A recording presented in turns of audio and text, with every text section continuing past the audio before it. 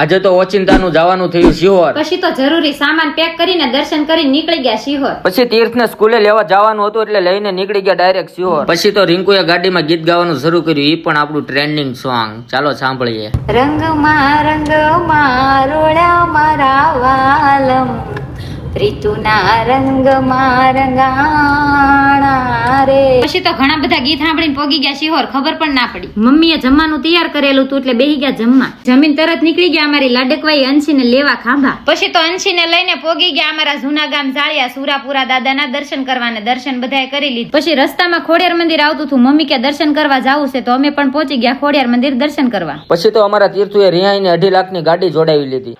બાર જૂઠ બોલો. પછી તો પહેલી વાર અંશી ઘરે આવી એટલે એની આરતી ઉતારી. અને હવે અમારા બેન થાકી ગયા એટલે સુઈ ગયા. પછી તો 7 વાગી ગયા હતા એટલે જમવાનું બનાવવાનું શરૂ કરી દીધું. રિંકુએ થોડીક વારમાં જ જમવાનું બનાવી નાખ્યું તો જમી લઈએ ચાલો બટેટાનું શાક. પછી જમીન તીર્થુભાઈ હોઈ ગયા હતા એટલે અમે દેરાણી જેઠાણી એની ગાડી ઘડીક લઈ લીધી રમવા. આ ફૂલ વિડીયો આ YouTube ચેનલમાં આવી ગયેલો છે. મારો પહેલો મિની વ્લોગ કેવો લાગ્યો તે કોમેન્ટ બોક્સમાં બતાવજો. Bye bye.